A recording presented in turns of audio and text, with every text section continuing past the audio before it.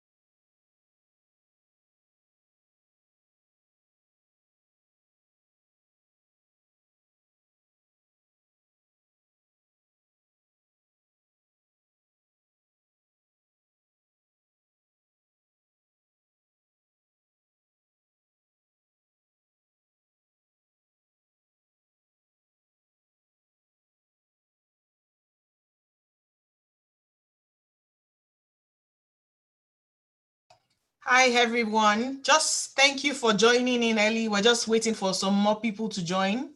Thanks for your patience.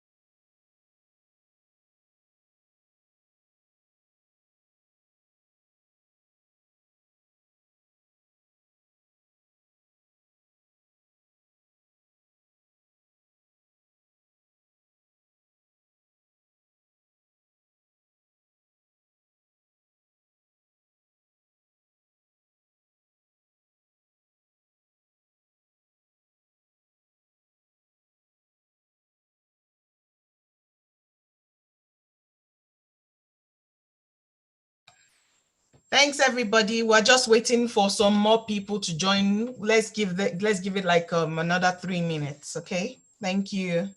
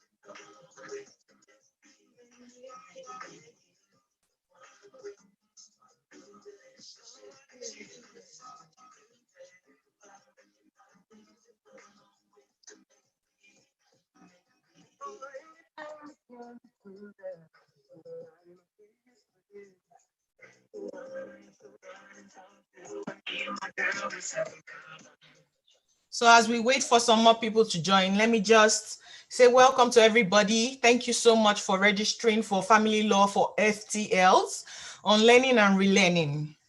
And want to say thank you, ma'am, Mrs. Modupe Eyinlaye. God bless you for sparing your time to come and speak with us today. This is one mentor of mine that I love so much. There is no time I call her. She's always either she's going to reply the text if she's in a meeting, she would call me back and she would assist me. And some people in the group know her because she has also hired people from our group at her law office. She's very passionate about we Nigerian FTLs. And she got called to the Ontario Bar in January 2014. She was called to the Nigerian Bar in 1995. She's a wealth of knowledge. She's so pretty. I'm sure you guys can see her. Auntie, you've not told me the secret yet, though. Thank you so much for joining us. We really appreciate you. And she's going to be teaching us about family law for foreign trained lawyers that are interested in this area of practice. And please don't unmute. If you have any questions, you can raise up your hand, the virtual hand, or you can type it in the chat. Loretta and I are going to be anchoring. Loretta will be handling the questions via the Zoom call, and we're streaming on YouTube too, and I'll be asking the questions from YouTube channel. So thank you, Ma. Thank you so much, Ma, for sparing your time to join us. Thank you so much. We really appreciate you. I appreciate you all. Thank you. Thank you for inviting me to speak to you all. It's such a privilege to be able to meet with you all virtually. I wish we could be in person so that I can give the handshakes and the hugs. I'm a hugger. So it's a shame that we're not able to meet in person, but I just want to say thank you to everyone for having me here. It's a privilege to be able to speak with you from my little experience. Moyo says I have a wealth of experience. Well, we'll get to see about that. So I'm looking forward to this. Well, let me know when I can start.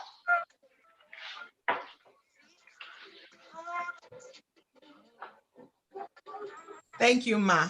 So we're just waiting for like 4 more minutes just to allow more people to join. Sure.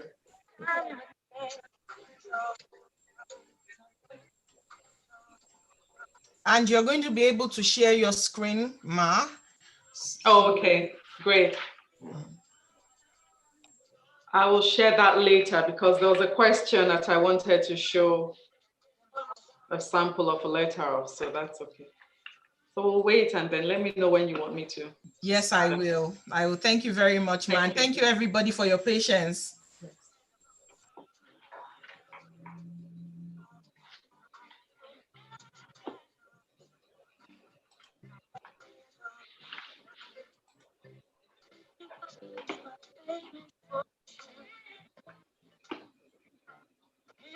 Yes.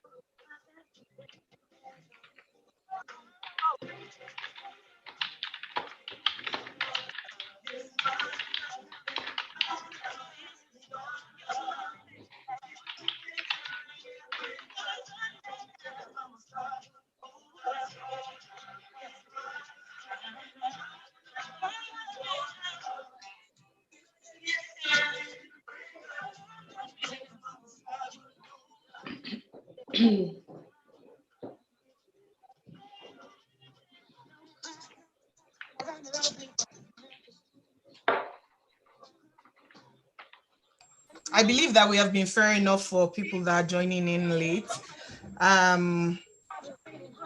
Miss Laye, I want to just like read out more about your background and then we can go ahead from there. Thank you so much again. Mrs. Modupe Laye worked as a banker in Eco Bank, Nigeria from 1996 to 2000, year 2000. And she joined Zenith Bank as a manager and left Nigeria on Christmas Day, 2006. Ma, how did that feel, living on Christmas Day? It was very, I think about it now and it's very nostalgic, but it was nice because it afforded us the opportunity to have a lot of people over. So it didn't feel like we were leaving because we actually had all the food in the house cooked and invited all the gate men in the estate and all the children in the estate we lived in. It was, I usually did a yearly party for the gate men and the children. So it was nice to be able to have that one more time before we left. So it didn't feel like we were leaving until we got here. Yes, so it's just celebration upon celebration, and you arrived on Boxing Day. Yes. You landed as a PR on Boxing Day, and that would have been very interesting. Absolutely. She's also a mortgage broker. She's a certified business analyst. Ma, how are you able to mix all these things? You're a mortgage broker, you're an amazing family lawyer, you're a business analyst.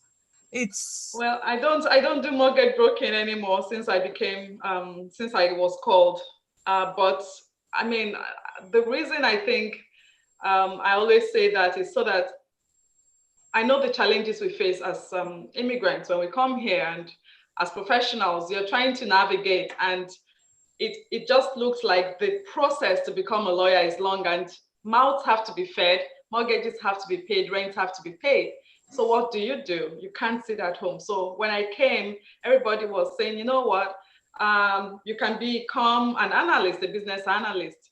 So I did the business analysis program, and I became a certified analyst. At the time I did my exam, there weren't a lot of certified business analysts in Ontario. I think I was number 150 or so, I can't remember. But yeah, I still have my certificate. So I became a business analyst professional. But because my husband was going back and forth, it was difficult to maintain that kind of a job. So going into mortgage broking was something I found would give me that flexibility, so that when my husband was here, I would be able to be home and take care of the home while he's here. And so I went into mortgage broking. And yeah, that was interesting. It gave me the flexibility, and I liked it. I still do, because I like real estate. And so anything to do with real estate is always interesting to me, except real estate law. So, so that is that was what happened. That's how I became a business analysis professional and a mortgage broker. And that was all before I did my NCA certification. So that's very interesting. Very interesting, ma'am. Some of us can relate to our spouses going back and forth, and just the settlement process being very stressful. Yes. Since we landed in Canada. And you also got your MBA from prestigious Richard Ivey School of Business, University of Western Ontario. That's London, Ontario. Yes. Thank you so much, Ma. So I'm going to leave the floor to you to, show us your magic, Ma. God's magic. So thank you all for joining again. I'm seeing someone here from Alberta. Ade is from Alberta. What a beautiful time for us all to be together. And this is one of the benefits of social media, that you can have people joining from everywhere. So I'm sure that there are many people joining from different other places, but I know Ade has messaged me, and I'm looking forward to meeting Ade sometime. So it's such a pleasure to be here, and it's a privilege to be able to speak with you all. There's a wealth of knowledge in the room, I can say, and I can feel it. So no pressures on me. I'm not feeling the pressure, just but I've been asked to speak on family law, on learning and relearning. And family law is, I'm passionate. Everybody that knows me knows I'm passionate about family law. And it's such a broad topic. I really don't even know where to start from. So what I thought I'll do is to give us some practical tips that have worked for me. I'll start from there, and I've had some questions sent to me, which I will take. So as we go along, feel free to send in questions on the chat, and then I'll do my best to answer those questions from what I do know. And if I don't know, I will look for resources and send those to you. I think that's the bottom line. There's always resources, and we should always be open to saying, I don't know what I don't know, so we don't make a mistake. So just to start, family law, what is family law? There isn't a lot of textbooks that you pick on family law that can define or will tell you this is the definition of family law. I think it's suffice for us to know that it's that law aspect of law that intersects the family and the legal practice or legal law. Let me use that word. So if you're looking to practice family law, it is that branch of law which deals with matters relating to the family. It is the intersection between law and the family. So but what does that mean? Because it leaves you asking more questions. So depending on your background, many of us are from Nigeria, I want to believe. When I've met some new called Nigerian lawyers who want to practice family law, I just always ask them, so what do you think is family law? And it's interesting, based on their background, the kind of things they talk about is very peculiar to the Nigerian situation. So for example, I've heard someone tell me that, oh, family law from her or his or her experience is laws of inheritance, when family are always fighting that because she's represented, he or she has represented cases in Nigeria where families were in a tussle for property or for land for a long time, and that's what she thinks is family law here, because in Nigeria there's no specialization. And so I said, no, that is laws of interstate or laws of estate law. That's where estate law kicks in. So again, family law here, for the purpose of Canadian matters law, matters of inheritance typically falls under estate law. Okay, so as a legal practitioner interested in practicing family law, what do you need to know? The fact that you're here at this seminar, I'm going to say it again, is such an encouragement. It tells me that you have taken the bold step, the courageous step to move from your comfort zone and come here to start afresh. That is a lot. So I don't want to belittle you in any way to start providing you with definitions. You all can pick up a family law book and kind of figure out what definitions there are. So I'll be focusing on what we need to know, what we need to unlearn based on our background, and what we need to relearn for the purposes of having a successful family law practice. One, you need to broaden your definition of family. It might come as a shocker that that is where I'm starting from, but you need to broaden your definition of family. If family law is all about familial matters, you need to know who or what constitutes a family in Canada. Families have evolved and is constantly evolving.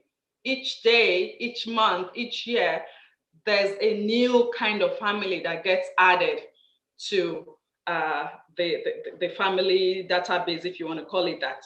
So families include clients in same-sex relationship and parties from the LGBTQ+ communities.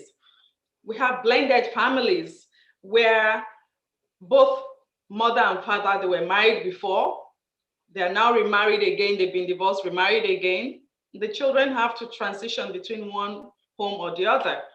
So you have blended families. You have single parents. And I want us to disabuse our minds from the fact that when we say single parents, so it's only women. Single parents have include men, have represented a single dad who won custody of his children over his wife. So single parent is not necessarily women. So let's disabuse our mind from that. That's something we need to unlearn. So families these days also include multi-generational family members. So you have your parents, grandparents, and in some cases, great-grandparents. Common law partners is also a type of family, and that is on the increase as many people are not willing to commit to a marital relationship. So why am I even bothering with all of these kinds of families? What does it matter for you as a family law practitioner? Well, let me give an example. When you have a client call you and they say, I want to leave my marriage, but I'm afraid because my husband has said I will not get custody of my children. Then you ask them why. You say, oh, well, because his parents live with us and they take care of the kids. And because I work and I'm always at work because of the work I do, I don't take care of those kids as much as my parents-in-law would. I lose custody. So you immediately begin to realize right from that phone call or initial meeting that you are dealing with a multi-generational family. So what does that mean for you? It means that every strategy you're going to put in place to represent your client must involve cases with multi-generational families. Right from that initial phone call, you are building your case. You're not thinking, okay, this is the fight between the man and the woman. No, she has told you that the problem there, the biggest problem or the elephant in the room, if you will, is this silent in-laws who have taken control of her home.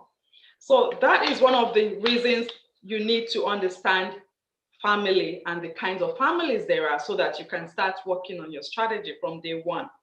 You also need to know some things, not a lot, but if you can know a lot, it pays you well. You need to know about domestic violence. Why is it important? Because from where we come from our culture, certain norms, certain things have become norm that is not the norm here. And so if, for example, a guy shoves his wife, he just pushed her now, there's what's this? She didn't hurt herself. I mean, what's the big deal? And she's coming to tell me to represent her because there's domestic violence. Well, yes, that is domestic violence. Shoving, touching, talking, hitting the wall, different things are domestic violence. Killing of a pet or even threatening to kill the family pet. They're all domestic violence. And so why is that important? Because this is your client's reality. It helps you build that strategy to assist your client. So we need to unlearn that most Nigerians also believe that there can be no sexual, what do you call it? Sexual abuse in a marital relationship. That is a no-no. We need to disabuse our mind from that and unlearn that as well. So let's make no assumptions. When you have a family law client call you, make no assumptions. The fact that one party decides that they're going to leave a marriage means that there's a lot going on. Even if it's a marriage of 6 months, there's a lot going on. Help your client to unpack that. Always remember, the devil is in the details. Make no assumptions. When they tell you, you need to ask questions like, so have you been, has your husband or has your wife ever been violent towards you? And the person says no. Don't stop there, because the person's idea of violence might be because they have not pushed her or they've not slapped her. So it could mean that no, he has not been violent to me. But how about the kids? You need to ask more questions. How about the kids? Do you have a pet? Do you feel safe? Does he have a gun? Things like that. And when I say he, pardon this, it's just in generic, because we have female who also are perpetrators of abuse. So he is just in general terms here. So I probably will have to use they to include both as I move on. So always remember also that you are a lawyer, not a judge. You need your client to gain confidence in you and to trust you. Why is it important? If you don't believe them, for example, you don't have to believe a story. I always tell my clients, and this might come as a shocker to you, as they tell me their story and they tell me, Modupe, you have to do this, you have to do this. I'll say, yeah, I understand I have to do that, but let's keep going.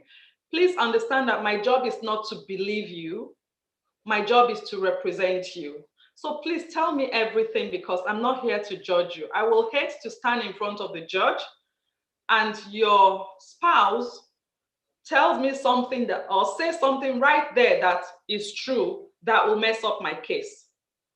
I refuse to be embarrassed by you because you are one client, but that judge is going to see me over and over and over. I have a reputation to protect. Please know that I'm not here to judge you. I am here to represent you. So you find out when you tell them that, the story changes because they feel that you will empathize with them if they exaggerate one part and they tell you. So most of the time, I tell them, for example, when they say,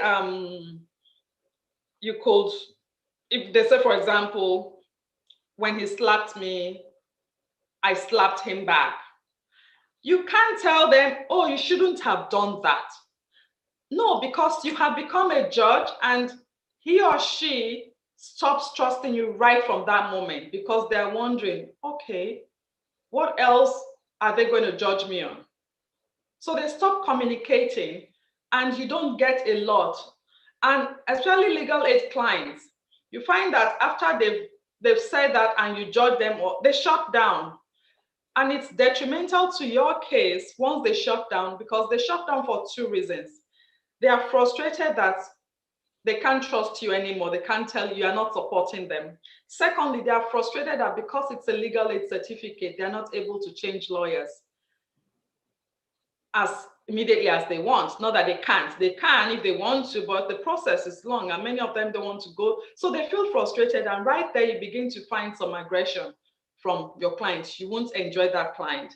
So this is what I can suggest. So rather than saying, oh, you shouldn't have slapped your spouse, you can say to them, that must have been very hard. I bet you were pushed to your limits. How was it for you? Has that happened again? So you see the questions you are asking is eliciting information. So has that happened again? In other words, have you been a bully again? Have you slapped the person again? But you're not saying it that way. And the person is hearing empathy. The person is saying, oh, wow, my lawyer is empathizing with me. So you're saying, so has that happened again? Has there been mutual pushing or slapping between the two of you? And immediately, the person begins to open up. What you have done is you've been able to get more information to know if your client is actually the abuser. Because that is where the information, once you empathize with them, everything comes out. So the next thing I'll say is organize your materials in a way judges want to read them. And I think I've shared this with Moyo personally, but I've been to some CPDs where a judge, I was surprised actually, a judge actually said, I want to share about my material. And I was in shock because I wasn't told. But she said, sorry, it wasn't like an open seat, it was one of those county law association CPD, where they said, she actually praised my material, but I was happy about that. But why was I happy? From day one, which is what I want to tell you, from day one, when you write your material, write it as if you are going to trial. The mistake many people make is they think, well, let me just write anything and then submit it. After all, this case might settle. What if it doesn't settle? Will you now start struggling to write, excuse me, ma, I forgot to add that. You can't do that. And sometimes if you do, it begins to look less believable. You have given the other side an upper hand. So what I do is I throw it all in from day one, the good, the bad.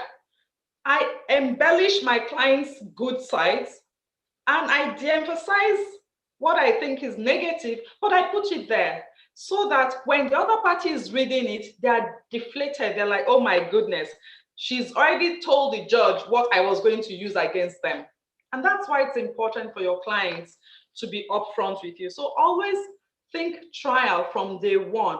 Now, every lawyer that I've worked with know that I am not an adversarial kind of lawyer. So we will talk more about that, but have a mind of trial from day one. So you prepare your materials accordingly. Next, you owe it to yourself to be involved with what goes on with your practice. So every news on family law, you owe it to yourself to know. No one is going to call you. So you need to know, keep up with the updates, new cases. I always post on my Instagram Court of Appeal cases for each period, recent Court of Appeal decisions. I do that. It's a free resource for anyone who's interested. It's always on our Instagram page. I post that, the link is there. You can always go and look at it. But if you're looking, there are tons of resources where you can keep up to date. For example, on September 29, the federal court made a ruling that a gay man and a straight woman can form a conjugal relationship. Now, if you did not know that, when a client walks into your office and says, my husband is gay and I'm not gay, but or my fiance is gay and I'm not gay and we are planning to get married, or we're planning to be in a common law relationship, I want you to draft a cohabitation agreement for us. You probably come from the point of, no, you can't be in that kind of relationship, but it is allowed.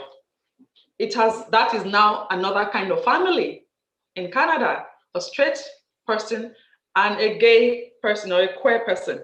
So you need to keep abreast of the law, although that was in the context of an immigration law case, that case I just cited. But you see how it affects family law immediately. So you also want to have a basic understanding of the intersectionalities of family law and other areas of law. The case I just cited was an immigration law case, but you see how it comes back into family law within the context of a family law agreement, right? So you want to know the intersectionalities. For example, if your client comes and says, he shoved me, I had to call the police, immediately you know that the criminal law has been engaged. That is family law intersecting with criminal law. Where your client loses their spouse during the life of the case, or if they come to you and say, the reason we are here is because our matrimonial home was bought with the inheritance money my grandmother gave to me. Immediately, you know that family law is intersecting with property law, is intersecting with estate law. So how does this help you? It helps you know what kind of cases to look for to support your case if this case moves on to a motion or to trial. It helps you know how you can better explore ways of negotiations. So you can be able to negotiate and settle the family, the matrimonial home case and say, okay, we're going to deal with that. Is your client is your partner happy to exclude the matrimonial home as part of the net family property? If that happens, fine. You see that you've sorted out that right there. And then you can move on to the other part. So always think piecemeal for family law matters. Sometimes the issues that they bring is a lot. But when you think about it piecemeal and you think, okay, let's settle this part, your client will see you as a great lawyer because those were things they couldn't settle. And what I find is if they're able to agree on one or two, then it looks like they're able to agree on others, because you always go back and say, you know what, I think you guys can actually work together. See, you agreed on this one, you agreed on that one. We can get more agreements here, right, guys? They don't want to look bad. They start listening to you, right? So next, invest in yourself. Attend CPDs. Attend free webinars. Sign up for different law societies, you find them. LexisNexis provides free webinars. I can tell you that this year alone, my CPDs for this year, I have them from free webinars. So that saves me money, but it also expands my wealth of knowledge because all those webinars, they talk about different things. So I look at it, if I look at the topic, it's something of interest that I don't know, I just click on it. Sometimes, even if I know there might be changes in the law, it helps you to keep abreast of what is going on, right? So invest in that, join a law association.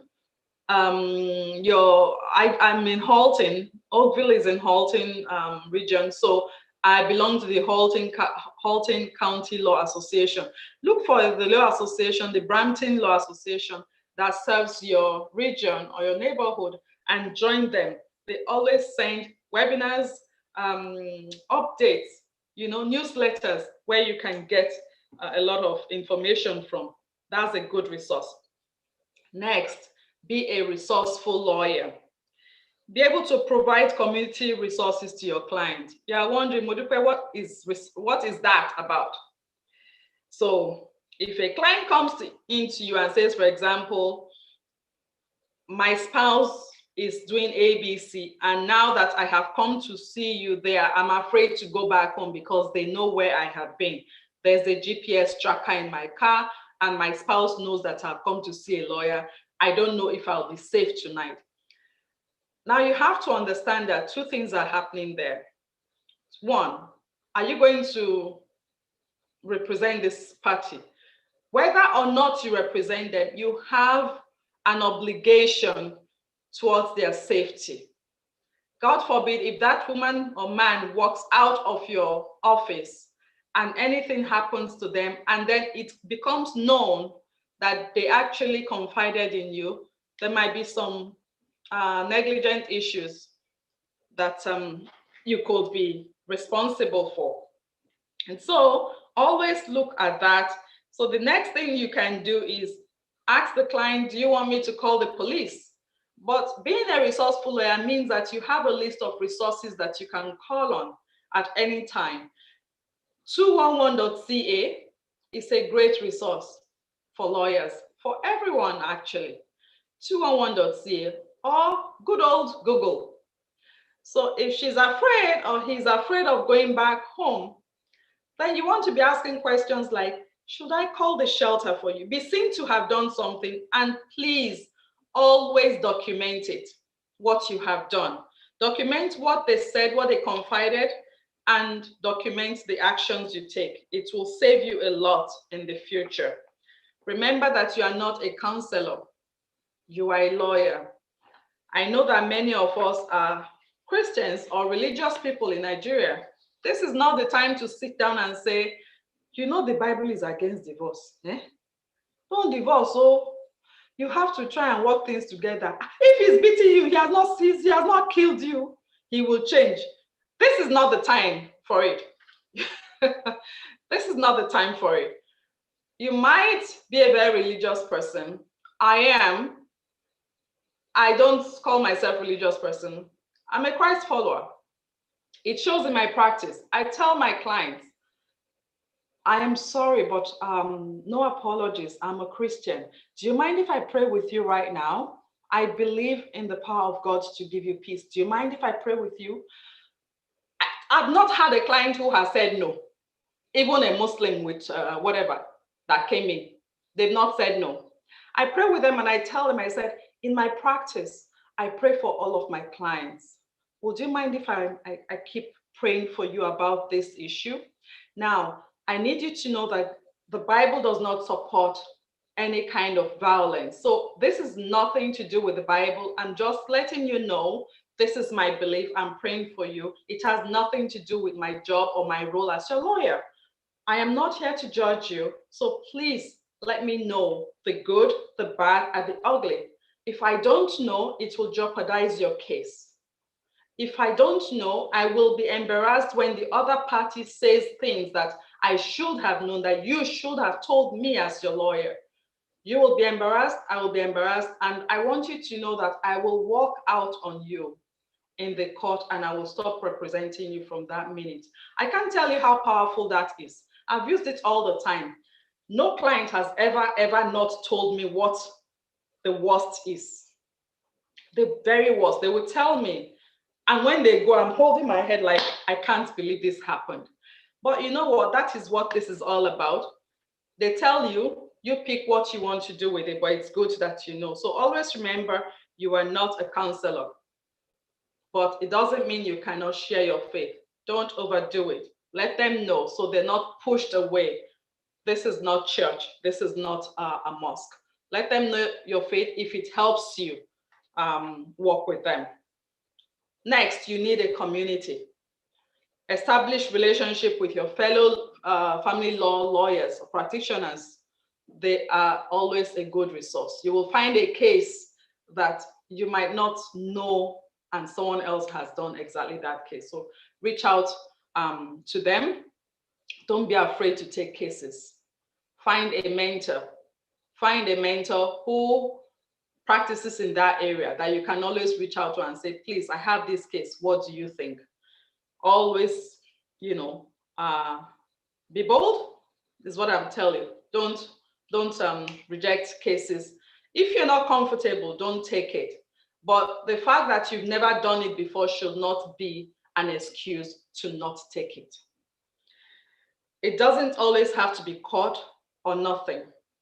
So I know that one of the questions that was sent to me was, would I do more of litigation or more of alternative dispute resolution, ADR? I can tell you that many lawyers I've worked with, if you reach out to them, they'll tell you that I am one of those people that I will tell you I don't have to go to court unless I have to. If you are proving difficult, then let's go to court. Let's go, and then I'll put my best foot forward. But most of the time, I reach out to the other lawyers or to the other party. If I'm writing afresh and the other party, I don't know whether they have a lawyer or not, I'm going to write to that party and say, my client is willing and available to negotiate the claims or the issues in this matter. Most of the time, they respond back. And then I say to them, I strongly recommend you get legal advice because I'm not representing you, I'm representing my client. So that the fact that I've written them a letter does not mean that, okay, she's on my side. No, I'm writing you to let you know I'm representing your spouse. You need to go and get someone to represent you, but I'm open to negotiations.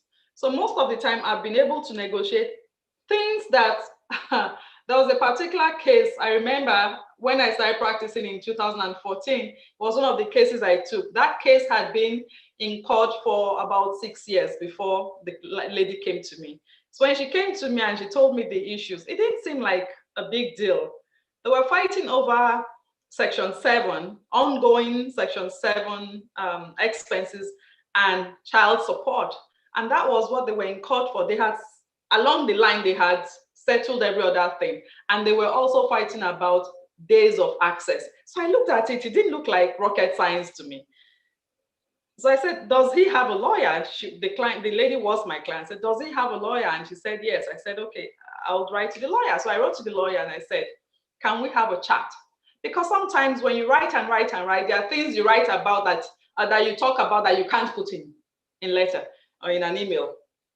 So she called me and I said to her, I said, isn't it a shame that these people, the money they are quarreling over, they are using it to pay us to send our kids to school?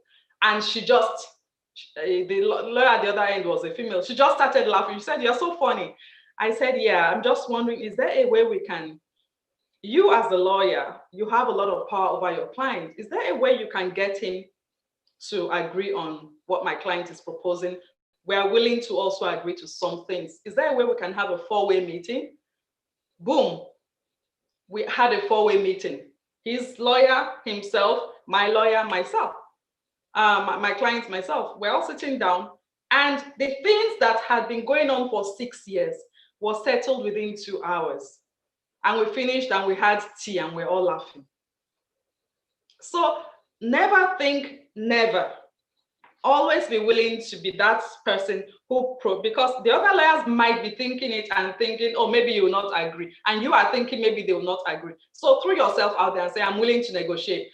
And if they say no, you write back and say, okay, what areas is your client willing to put on the table so that we know what is left for us to go to court with?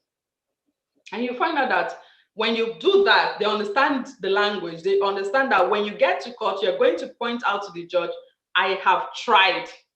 And they refuse, and they know it will look bad on them. So that's a language you should learn, and they will be willing to agree to that. So as much as possible, encourage emailing instead of texting. I encourage my clients to email me. Some of them have my, not some of them, all of my clients have my cell number because it's on my email page, it's on my card. But when they call me, I tell them, I'm sorry, it's there for emergency, because as a family lawyer, I realize that families would have emergencies and you'll need to reach me. But this is not an emergency, so please send me an email. You've not been rude, but you're very polite, and they actually like it because you put rules in place. So where am I going with this? You need a very good retainer agreement. A good retainer agreement. I know that many of us are tempted to ask for retainer agreement templates. I did that when I started, but immediately I got that retainer agreement template, I looked at it, I got about 3. I looked at them all and they all were very similar. It was almost like nothing changed except for maybe the letterhead or, you know. So I looked at that and I'm like, this doesn't work for me. It just doesn't, because I wanted it to reflect my client. Your agreement, your retainer agreement is an agreement between you and a particular client. So you cannot have a blanket template. So my retainer agreement will change from one client to the other, because, for example, in a retainer agreement, I can say to a client, today I have received your financial statements, your this, your this, your this.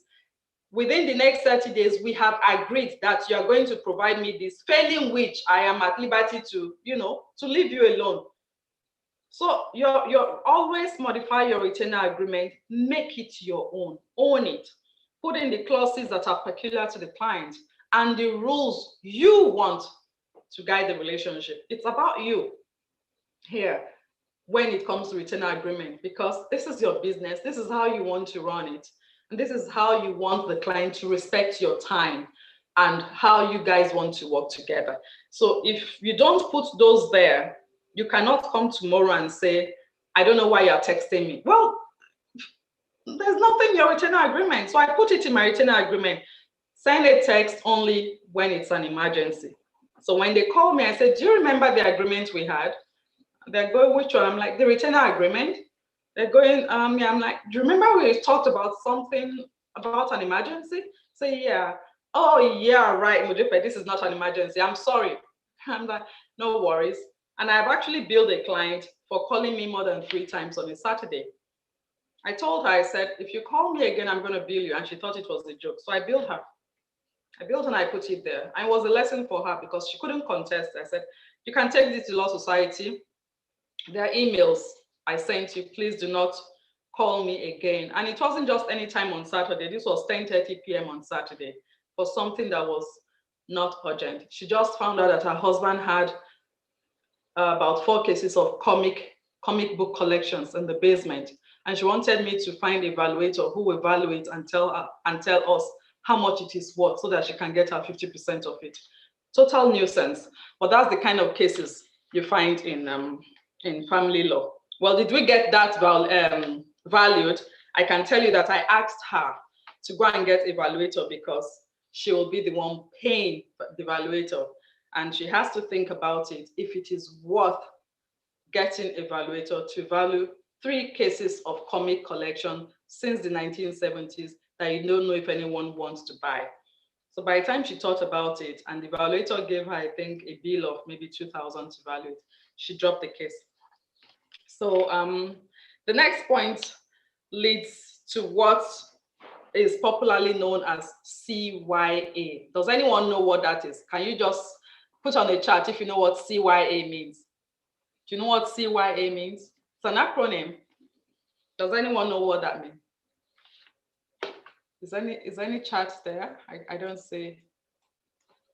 So I'm going to take that for a no. It means cover your ass. I'm sorry, I have to be prudish, but it's cover your ass.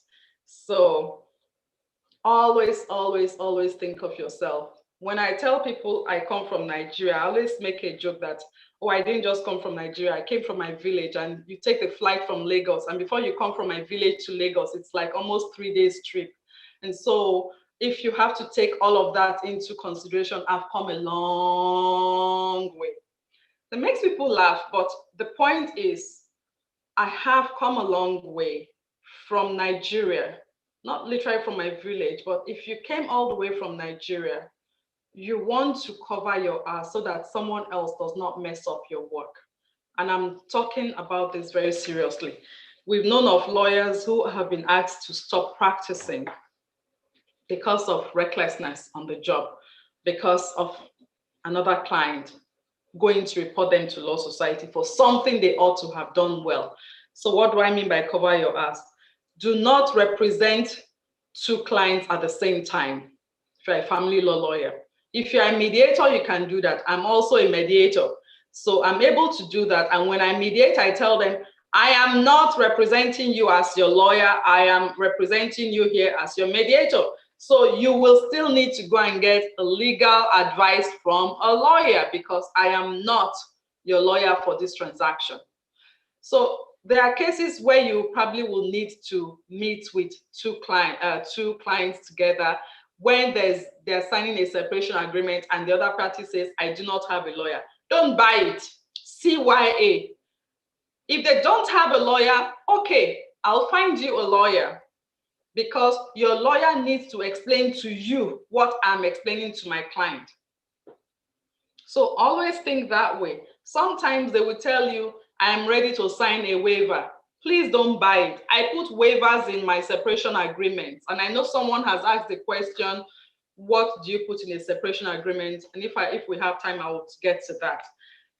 I put waivers in there, but I honestly discourage it because God knows with the way the law is going, tomorrow somebody will wake up and say, I had a mental breakdown. On the day I signed that waiver, I really could not understand what I was signing. And you as the lawyer, you are called to a higher order. So you will be the one to blame. And there's always someone to blame. Let it not be you. So the next step is, we live in a world where families have changed. So you probably see a woman looking all feminine on the outside, but who insists that she's a he. So when people come into my office, I ask them, what pronouns would you like me to use for you? It's very polite. And because of the world we live in, nobody takes offense anymore.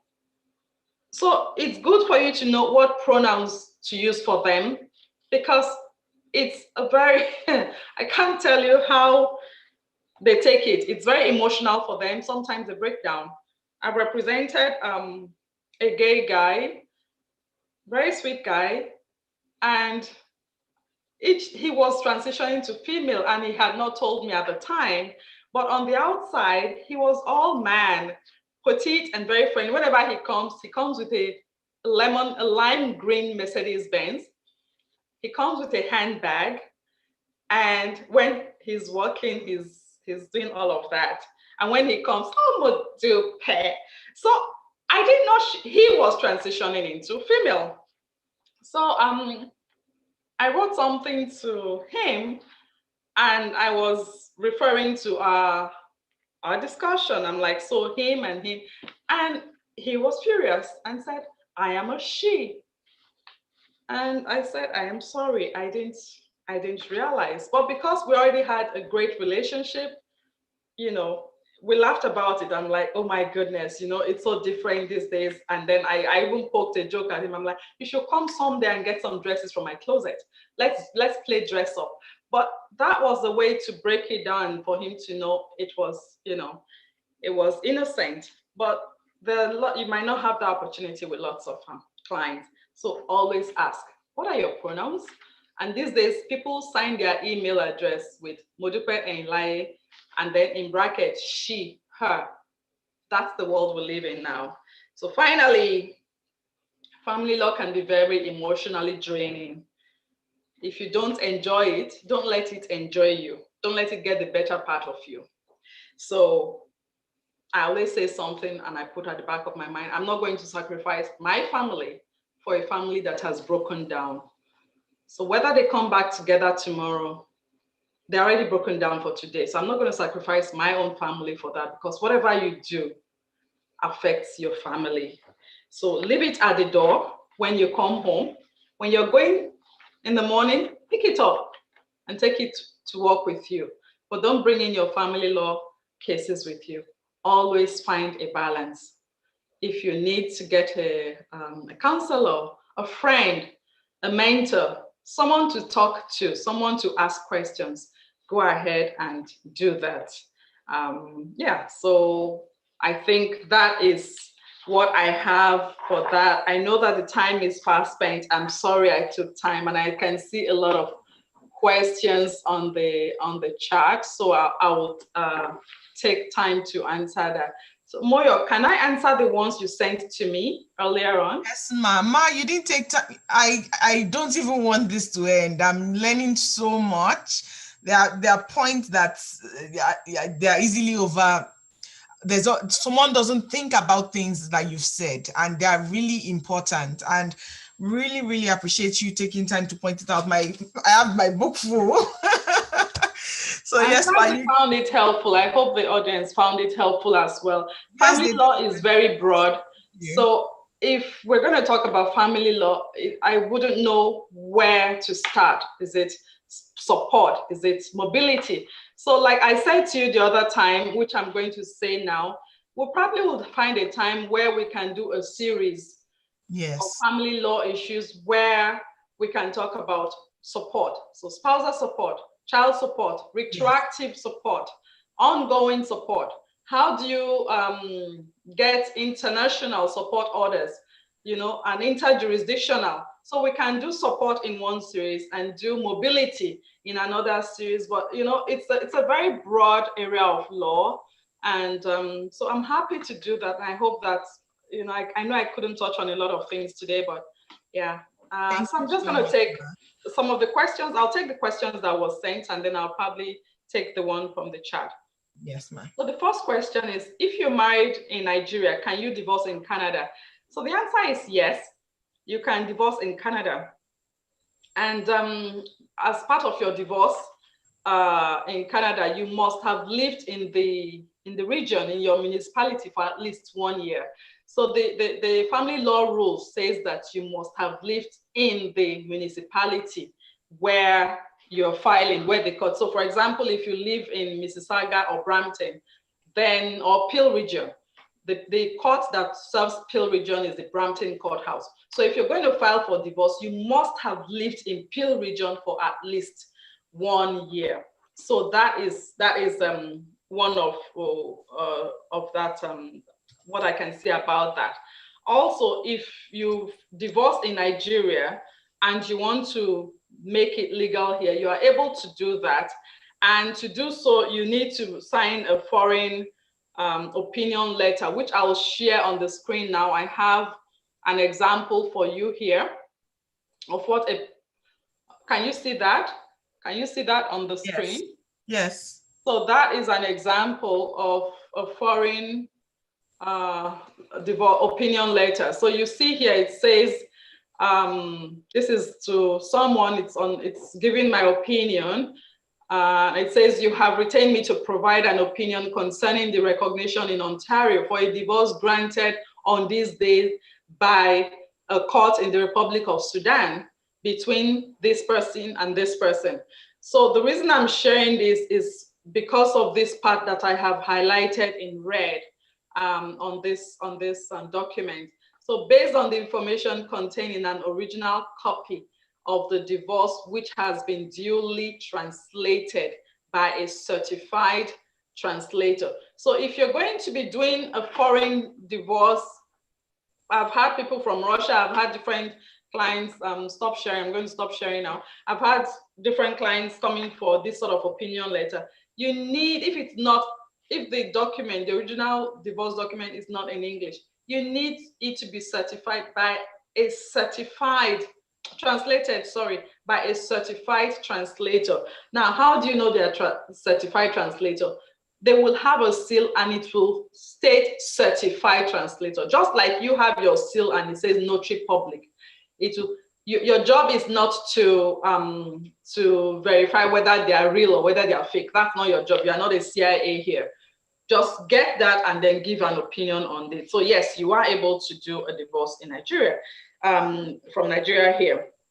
The second question is, how can you safeguard your assets from claims / secure your assets? I believe that this person is asking it probably in where the marriage breaks down. Am I supposed to, there's the popular 50-50, right? We're supposed to share everything 50-50. So I am thinking, if the person is in the audience, if you can clarify, that would be great. But I'm thinking that is what the question is, that's where the question is coming from. Now, there's not a lot of ways to safeguard your assets. This can get us into a rabbit hole very quickly. So I think I'm going to skip that if you don't mind, and we can talk about this if we do get to talking about matrimonial properties in the future. The third one was most common family issues you have dealt with. I've dealt with a lot of cases: child custody and access, division of property, support claims, restraining orders, mobility cases. I can share two of my very favorite cases with you. There's a case of mobility where my client is a Chinese national. She's married to a Canadian, and she's lived here for some time, and they have this little girl. And during the time, my client is an only child. Her father passed away, and her mother, who came to visit them, also passed away here. And so it was very traumatic for her. And so while she was going through all of this, mental health set in, of course. She became depressed and was a little bit estranged from her child, who was about 3 years old at the time. And so it was difficult for her to parent, but everything they were doing was from her funds, her resources, her finances, the home she was living. So when she had the mental health breakdown, the spouse decided to take the child and run away to another, no, not when she had the mental health breakdown, and then she had to go to China to bury her mom. And that took about 3 months. So by the time she came back, there was no child and there was no spouse. And he had taken the child to Sudbury, Ontario. And you know how far that is from here. So when I handled that case, I wrote several letters, bring the child back. No, so we filed he went to the Sudbury court to file a court action that against us for custody.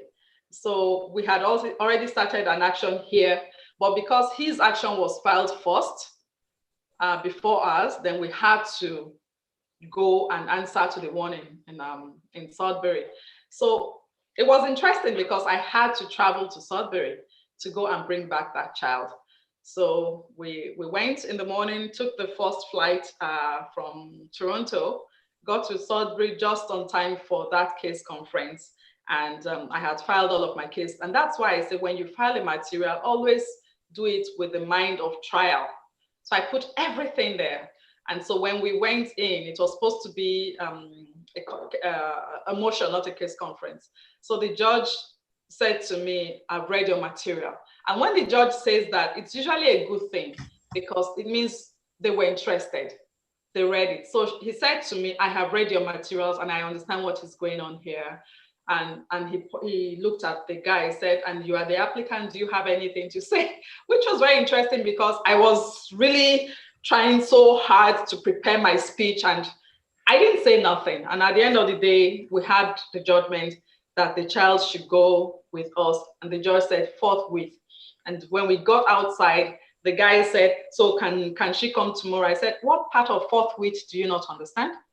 So I had to go back into the courthouse and say, the courtroom and say, Your Honor, could you please explain what forthwith means to this applicant? And it was quite interesting. So that was one of the interesting cases I had to do.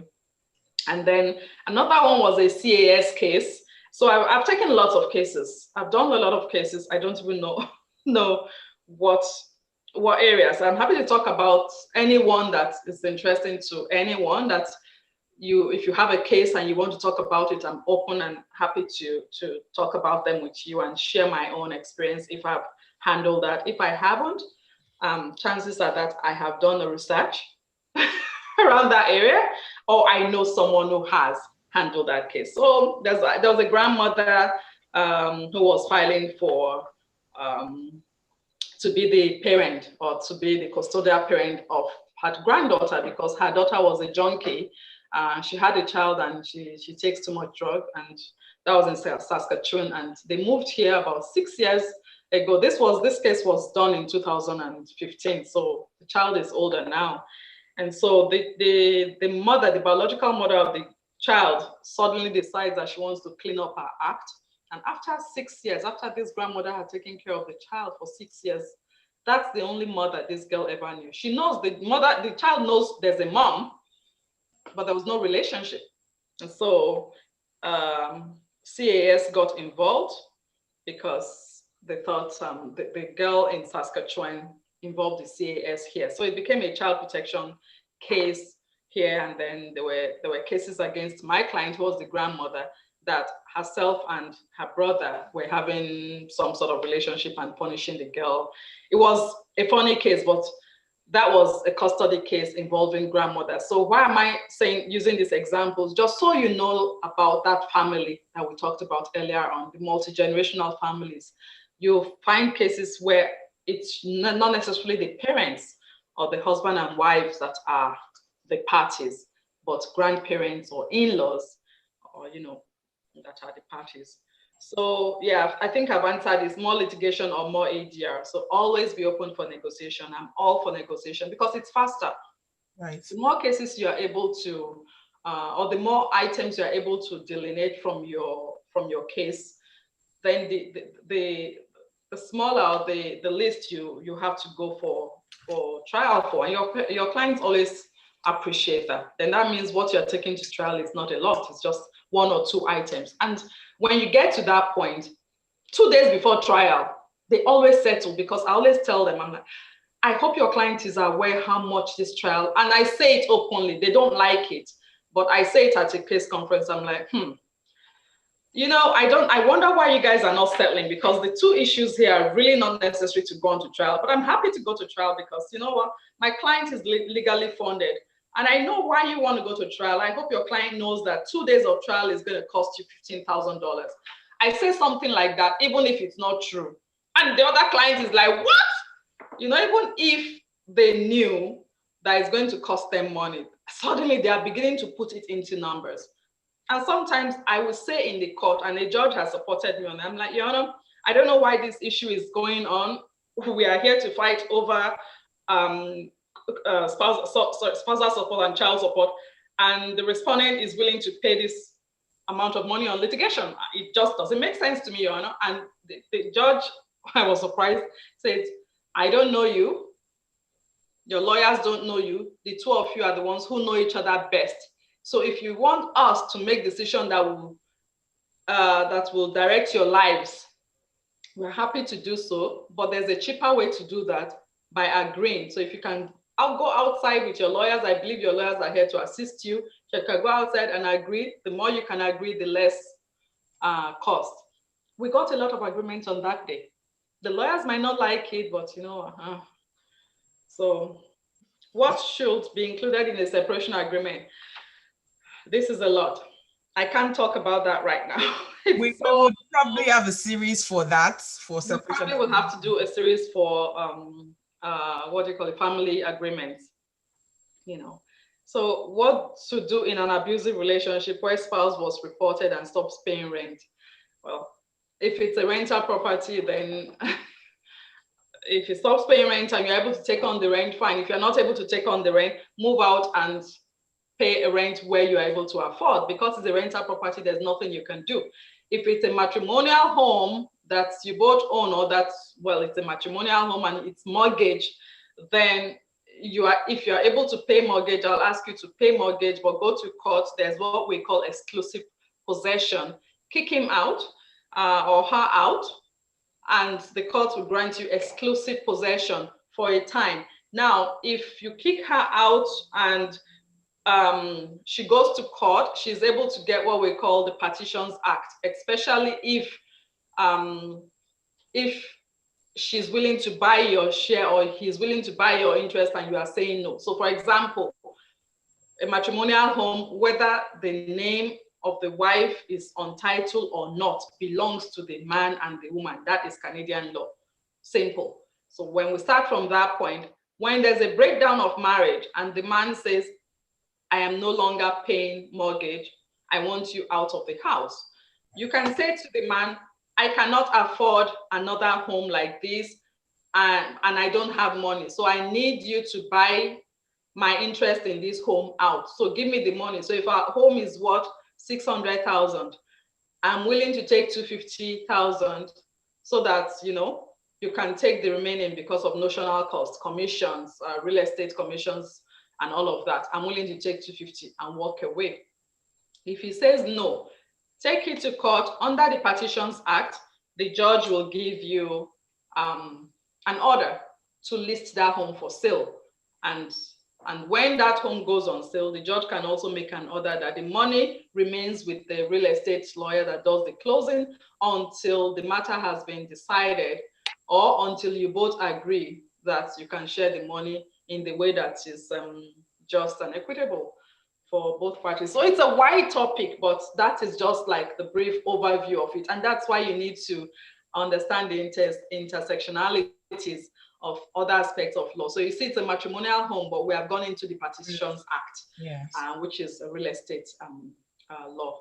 So it's so those are the questions that was submitted to me. I'm just going to see now the questions that were here. Just not to bother you, Loretta is going to read them to you. That's my partner. Great, thank you so much. That would be very helpful. Yes. Good afternoon, ma'am. And good afternoon. Thank you so much. This has been very, very insightful.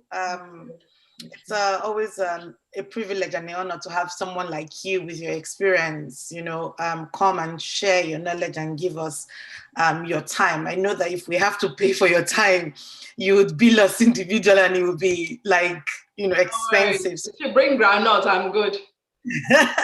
We'll have Moya do that. We'll definitely have Moya sort that out, ma'am. Thank you. We'll sort that out. So some of the questions that we have here, even though I think that you've addressed a few in the course of the conversation, but I'll just read out the first one. Someone asked on the chat box and said, can a husband rape his wife? I know that you mentioned it in the course of the conversation. If you could just give a definite answer, then we would move absolutely. Yeah, husbands can rape their wives and wives can rape their husbands. It's more probable in the case of men raping their wives than women raping their husbands. So there's lots of cases on husbands raping their wife in the criminal law context.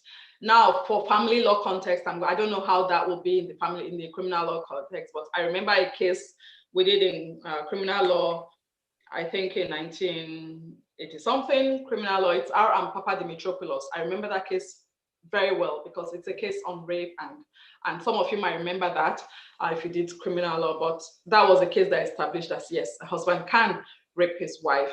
But outside of that case, in the context of family law, wives always talk about sexual abuse, and it's real because sometimes they're afraid that if they don't give in to sex, he gets drunk. So this is usually the pattern. He gets drunk, threatens to beat her up if he doesn't get what he wants, or threatens financial abuse. So I'm not going to pay the house rent. It happens a lot within communities of people who, I'll say, are vulnerable. They have no jobs. They have no family members here. So immigrants, think of people that come from, I don't want to mention a particular country, but think of people who a Canadian will go to their country, marry them and bring them back here. No family, nothing. So I've had lots of cases. Yes, a man can rape his wife. And there are tons of cases about sexual abuse. So if you look at family law cases with sexual abuse, tons. Go to Canley and just put in sexual abuse, there are tons. Put family law, put sexual abuse, you see tons of cases. It is a thing. But you also always have to know that abuse is not usually one. Abuse is a lot. So when you have sexual abuse, most likely you have financial abuse, you have psychological and emotional abuse. So there are two different things. Psychological abuse is any abuse that causes fear. You know, so he might say something like, I will clean out your bank account. There's nothing you can do about it. I'm going to take the children away from you. He has not touched her. But that is abuse. So yes. Thank you very much for that answer. Another of our colleagues asked if you practice collaborative family law. I just became a mediator. So I see someone asking me, how did I become a mediator? Yeah. I'm happy That's to. one of the questions, yeah. Okay, so I'm happy to talk about that. Maybe, I don't know if we have time for that, but I did that through York University. So, but there's a lot of moving parts with that. So if you Google how to become a mediator, I think you'll find it. But I did that recently, actually, through York University, and I'm still doing what you call the internship to become a certified. So you notice when I said I'm a mediator, I didn't say I'm a certified mediator, because with OAFM, the Ontario dispute resolution body and FIDRO, they will not want you to use certified until you have met up 100 hours of practicum.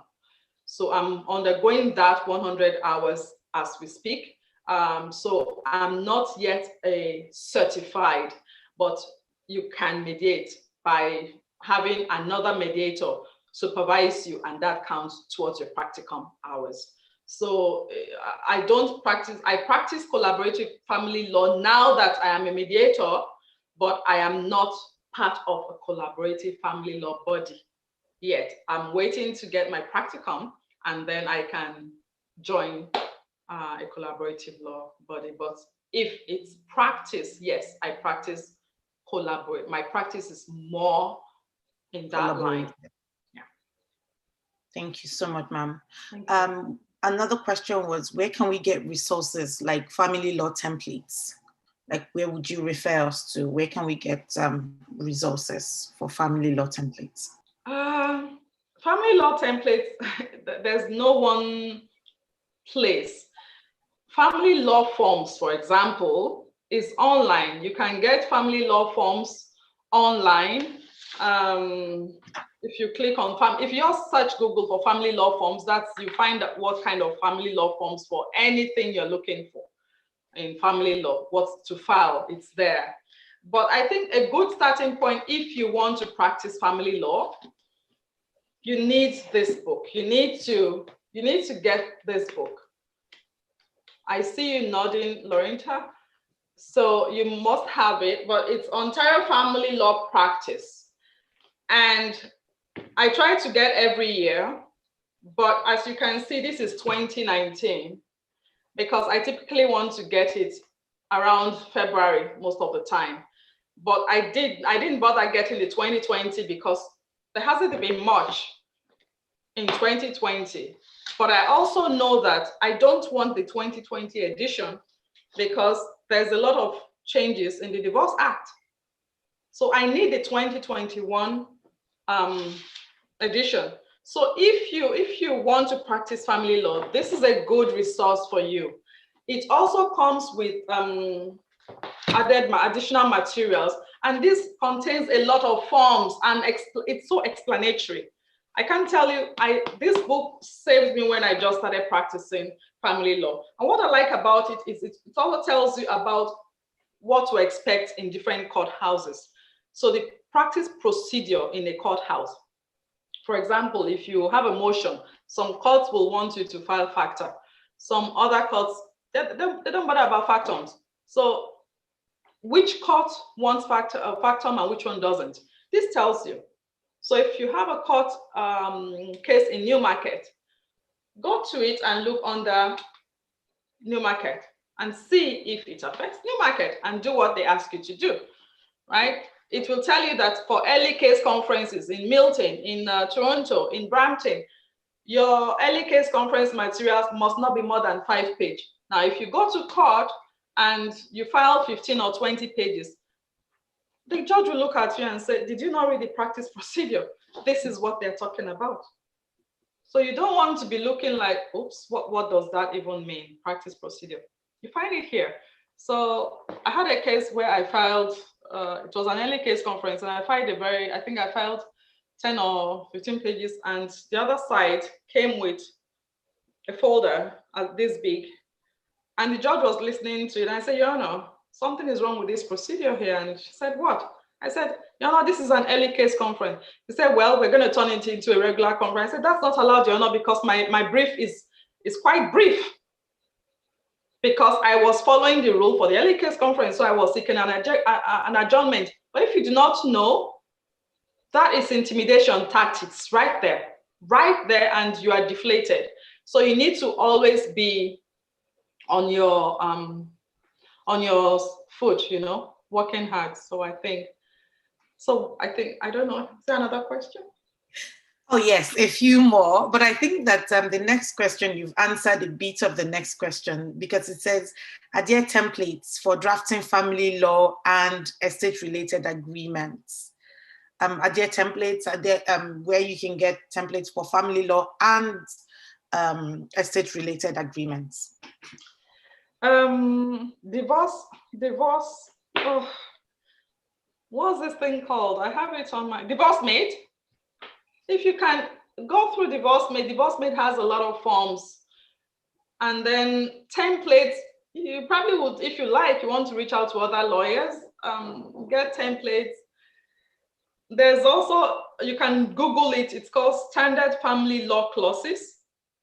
That is always very helpful. That I can tell you, I downloaded it on my phone, and because sometimes when you have a conference in court and you get both parties agree, the judge will tell you, go and draft an agreement. So as a new lawyer, the other lawyer might not even know. They are looking at you, and you cannot tell them, I'm sorry, can we go to the office and draft? No, the judge is waiting in the court to have your minutes of settlement. So what do you put in a minute of settlement, right? That was very helpful for me, because you also want to draft it in the legal language. So it's called Standard Family Law Clauses. Very helpful. It touches on every area. So Standard Family Law Clauses, if you have an agreement on custody, it will tell you how to draft that agreement. The parties agree that they have, A is going to have sole custody, or they will have joint custody. That is a very helpful resource. So I think with that, yeah. And I handle it on a case-by-case basis. Don't approach it with, I know that we're very studious people. We want to have templates so that whenever we need it, we just run and take the one we need. No, handle it on a case-by-case basis, because you learn better that way. If you have templates, there's the tendency to believe that I have templates there. And what if a client comes to my office, right? And I have decided I'm not going to make a copy of everything they bring in. Sorry, is my internet breaking? It was, but it's better now. Did my internet break? Yes, just sorry about that. So I was just saying that. Okay, I was just saying that if clients come into my office, even if I'm not going to take the case, I will make copy of everything they bring in. And I have a file that I put it into samples, just called samples. I don't know when I will need it, but you find out that you've read it, and then one day somebody walks into your office and says, this, and it just pops at you that you have seen something similar in the past. Sorry, give me a second. My daughter came in from Ottawa, and she's been ringing the bell and no one is opening the door. Okay.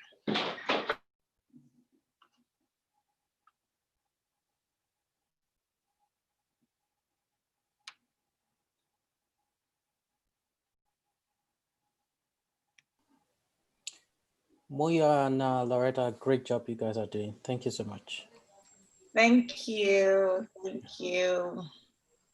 I'm seeing a few people I haven't seen in a while on this chat. but I'm not going to call someone's name. Someone just sent me a private message. I haven't spoken to her since law school. And she's on this chat. I will speak to her once it's done. Nice to have everyone here. I think this is it's a great success, we will say, because the time was even too short, really, because there's so much to cover. So, like she said, Loretta and I will work towards like breaking it into series, and that way it would touch on different areas. Yeah. And I think that one of the few things that I got from what she has said so far in this answer session is that no matter the templates that you have, just try as much as possible to customize to each client. Templates are good, but don't just rely on templates overall. Customize it to each client because every client is different. I've found out in practice now that every client is different. I'm sorry about that. No problem. I don't know what happened to my internet there. It's usually stable. I'm so sorry. No problem. I think I was just saying, keep a copy, even if you're not taking the client, keep it. It might come in handy. And the reason is because another lawyer has prepared documents that might help you in the future. So my first cohabitation agreement, I didn't draft everything myself because another client had come and say, I want you to look over this cohabitation agreement. So I made a copy and I kept. Another lawyer sent that person to me and said, just give them an ILA. So I did an ILA, saved a copy of an ILA, what it looks like, and saved the cohabitation agreement. And then the same thing, when they come and say, I want a will, I say, hey, did you have a will before? They say yes. Oh, I'd like to see what that will look like. So I make a copy for myself. So those are little ways you can, get templates. But because it forces you to read it, you're reading what you're saving. That's very smart, Ma. I never actually thought of that, but really, yeah, an opportunity to see other people's style of writing. Yes, and then you can improve on that. Right. So, yeah. Okay, thank you, ma'am. One of the questions that someone has asked, which you've also answered a bit of it, is would you say that it's a must-have to have family law resource toolkits, more like, like a template, like a format? I think that's what the writer meant. And then the second question from that same writer said that how can you put everything in when there are limits on the number of pages you can file, like an affidavit? When you were speaking, you mentioned that, you put in every document as if you're going on trial so that you are ready for it. So how do you balance that, especially when there's a number limit on things that you can file? So two questions. There's no number limit on your application. So the application you file from day one has no number limit. So you owe it to your client to put their story there. In that application. So when you start your application with that, it's even easier for you in future when you are doing an affidavit to go back and, and then you can always refer the court to it in our application issued this date or dated this date. We had stated at paragraph this, page this, that, so it's like you're building up on it and it helps you. And judges like that. And if you are able to refer them to where they can find it, so not just saying my application dated. Well, yeah, your application is like 40 pages. But if you refer a judge to it, that application dated this at paragraph this, line, I do that. It's crazy, but paragraph 8, line 4. If I'm going on a motion, I highlight every part that I want the judge to read, and I put little arrows. So what I do is I have filed my material, not highlighted, right? So you're wondering how is the court going to agree to file that? But I make a second copy. That was when we're meeting in person for the judge. And I say to the judge as I come in, I say, Your Honor, in the interest of time, I have gone ahead and provided a second copy for Your Honor, where I have highlighted every aspect I'll be referring to in the course of this motion. Immediately you see their face change. It's like, oh my goodness, like you are thinking right. They say, yes, yes, yes. Can you show it to your friends? Do you have any disagreement? The person will look at it and say, Your Honor, it's the exact same motion materials we filed. My friend has been served with a copy. They'll look at it, and they're upset that it's like I'm getting points. But too bad, I didn't ask you not to do your homework. So I put those little arrows they sell at Staples, right? It doesn't cost you nothing. I got the idea from real estate lawyers. When you want to sign your home, they will put the arrow where you will sign. It makes life easy for me because I know where they want me to sign. So I did that for all my cases. I do it. I go and buy those little arrows, and then I will highlight it. So I don't always only put the arrow, but I will highlight the paragraph that I want.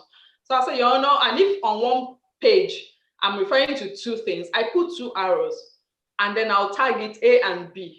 So when I get to that page, I say, Your Honor, now I'm referring to page 5.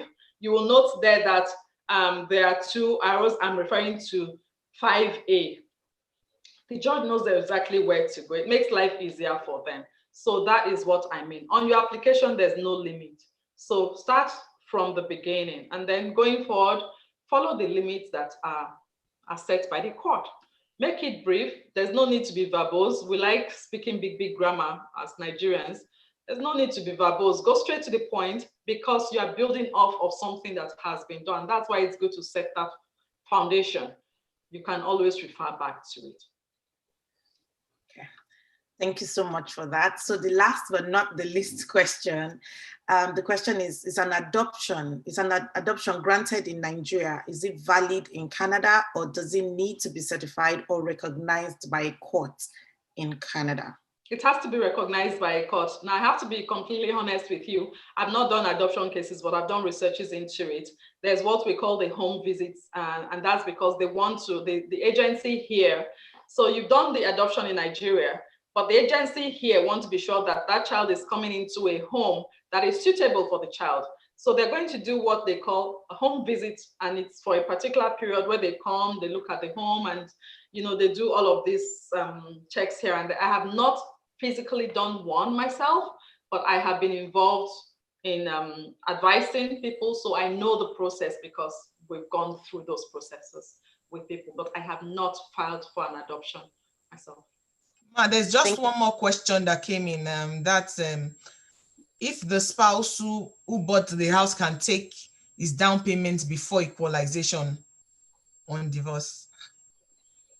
Well, sadly, I think the question is when there's a breakdown of the marriage, and I paid, the house is worth 400,000 and I paid 100,000, and now the other party who didn't even pay anything will now gain my 50,000. I think that's where this is heading. But I can say to you that unfortunately, when that happens, in most cases, unless you're able to point to the fact that this down payment was made by me exclusively and trace the source of the funds, in most cases, it is already mixed with the basket of family funds and it falls under net family property. And then the spouse who is claiming the house, who is saying, me too, I get interest, that spouse might be able to say, well, if I was not here taking care of the kids, he would not have had enough money to put down payment. So there's all of these trust issues coming in, especially if it's a common law relationship where they don't have property rights, but they still want some. It's a big area. Family law is such a wide aspect. Yeah, since you said that, someone mentioned that, is it possible to just choose an area of family law, just that niche, and create a niche for oneself in practice? Well, you can. We can. It's like what part? Maybe you want to focus only on assets. I don't know, but it's wide, but it's not wide enough that, and you find out that you really can't do one without the other. Like if you say you want to focus only on support, well, support comes with custody issues. The money goes with the child. That is the law. The money goes with the child. So if you want to do that, how do you specialize in that? You can, however, specialize in child welfare cases where you are defending parents' rights against the society, children's aid society.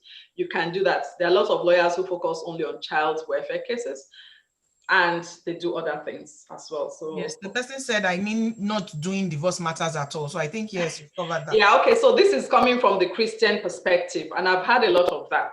I just want to say right here that when people are coming to you, when the marriage has ended, which I know I've told one of my friends recently, when they come to you, that marriage has ended, right? So if you don't want to do divorce, of course, you don't have to. I think it's very hypocritical, however, because you are not doing divorce, fine, because they are married, so you don't want to touch divorce. But the marriage has broken down, so you are going to be doing the distribution of assets. But you know the marriage has broken down, so isn't that divorce? So, I mean, if we get our perspectives right, it's like a soldier who goes to war. I always say, you are a soldier. The Bible says, do not kill. You are not supposed to kill, but as a soldier, your job is to kill. If you don't kill, you'll be killed. So as a lawyer, if you're doing family law and you decide to do family law, then this is your job. If you don't do it, it's a sin, because what your hand finds to do, do it well. Yeah. So do it well. If you're not going to do divorce, then forget about family law, really, because everything comes at that. Except if it's a common law marriage, and even that is sin, right? If you come to, so let's be honest here. If you're not going to do one, you're going to do the other. It's sin. They're not supposed to be living in sin. They're not married. So, I mean, it's individual perspective, but I thought I should throw that out there. That is what I believe. I'm not making excuses for what I practice, but it's just my perspective. Okay, thank you, Ma. That's an interesting perspective. Someone says, what is the success rate of men getting custody of children? There's no success rates context. It's a case-by-case basis. The father I represented that we got custody of his 3 kids, the youngest was 16 months. We got custody of the kids. Why? The mother was a junkie. Simple. And she will clean up, come back, clean up, come back. I got another one. The child was 5 years old. The mother fell asleep. Well, fell asleep because she had used while the child was in her custody. They had separated, but they were doing shared custody. And the child was waking her up and couldn't, and picked up the phone and called the father. So the father came in, and the police came in, and the CAS got involved, and the CAS said, look, this mother has been in court so many times. And so that was how we got custody as well. So it's on a case-by-case basis. I don't know that there's a blanket success rate, but it's on a case-by-case basis. Anything can happen. If you can prove that you are the primary caregiver, you are stable, you are the one who's able to provide the child with safety and comfort and stability, not necessarily the party who is financially stable, but the party who is emotionally stable for the child. Otherwise, every rich parent will get custody over the poor parent. So it's not about financial stability, but emotional stability for the child. Thank you very, very, very much, Ma. This has been really, really insightful. I'm sure a lot of us have learned. Moya and I will need to sit together and draft, agenda for the various series that we need to have. We need to talk about Section 3 and Section 7 support. We need to talk about parenting. We need to talk about guardianship. We need to talk about a whole lot of issues relating to family law. Thank you so, so much for gracing us on this series. This is the first in the start of a lot of the series that we're going to have. It's very informative, very entertaining, and there were a lot of tips that we got in practice that you will not find in books or on the internet. So thank you so much for the insights into all of these issues. Mo. Thank you so much, Ma. You know I love you so much, and that granite is coming. Oh, I'm saying that was just a joke. That was just a joke. I like Kokoro, and I don't like it. So we all have that Nigerian thing that we like. Thank you so much, Ma. We really, really appreciate this, because like Loretta said, these are not things you would buy a textbook or open the internet and just see. These are realistic tips that I learned from practical experience you have had, and you sharing it with us. I tell everybody that, to me, the most important tips you can get are people that have walked the walk, people that have gone through it, and they can tell you, make sure you don't do this, make sure you do this, try to concentrate on doing this, just like the materials you've told us now. Do it like you're going for trial. Let them see that you're prepared. There are so many things I've learned. It's so mind-blowing, and it's making me thirst for more. I want to learn more. I want to hear more about this. It's making me so interested in this. And so many people are sending thank you. Thank you so much. Here and on the YouTube chat too. Everyone is saying thank you so much, Ma. We know we went 40 minutes above the time you gave us. Thank you, Ma. We really, really, really appreciate you. I am so grateful to you all. Such a great privilege to be here. So thank you. May God bless you all. I wish you blessings and all the very best in your practices, wherever you go, wherever you are. So yeah. Thank you. And please, everyone, go to the Instagram page and follow her page. Ehinlaye Law. It is spelled AEHINLAYELAW. I will type it into the chat here. Please follow our page. Please note, I'm not saying you guys should bombard that with don't go to that DM. Hey, please don't go into DM and start bombarding now. Don't send our mentors. Why are you doing like a mother sending her kids on an errand? Please. We know what we see. I am open. If I can help, I want to put it out there. I'm happy to help. Your success and success. Yes. This week has been very traumatic for every one of us in Nigeria, but I believe that we are all here fighting for the same thing. So if we in North America can support ourselves and be a people and a force to be reckoned with, then you realize that your success is my success. So if there's anything I can do to help you succeed, feel free to reach out to me. Moyo has my details, and I'm sure she'll share it with you if you're asking. So thank you so very much, everyone. Have yourselves a very nice weekend. This has been a treat for me, and I hope you found it useful. God bless you.